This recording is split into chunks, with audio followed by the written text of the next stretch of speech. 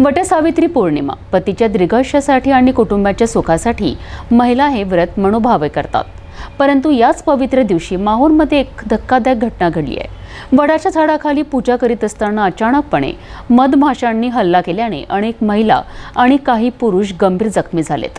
माहूर शहरातील वार्ड क्रमांक 5 मध्ये असलेल्या हनुमान मंदिराजवळील वटवृक्षाखाली दरवर्षीप्रमाणे याही वर्षी महिला वटसावित्री पौर्णिमेची पूजा करण्यासाठी मोठ्या संख्येने जमल्या होत्या।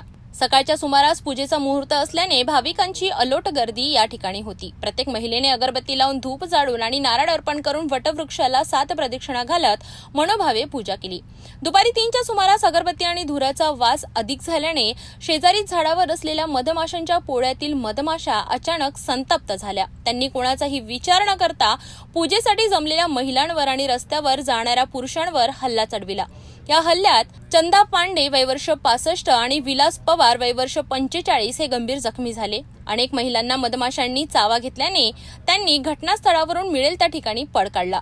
जवळपासच्या लोकांनी जखमींना ग्रामीण रुग्णालयात नेण्याचा प्रयत्न केला, मात्र मधमाशा त्यांच्याही मागे लागल्या। तरीही मोठ्या हिमतीने त्यांनी जखमींना रुग्णालयात पोहोचवले। ग्रामीण रुग्णालयाचे वैद्यकीय अधीक्षक यांनी तातडीने जखमींवर उपचार केले। या घटनेमुळे वटसावित्री पौर्णिमेच्या उत्साहावर विरजण पडले आणि परिसरात भीतीचे वातावरण निर्माण झाले।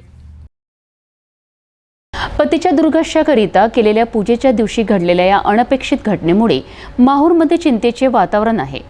या घटनेतून सुरक्षिततेच्या दृष्टीने काही उपाययोजना करणे आवश्यक आहे हेच दिसून येते।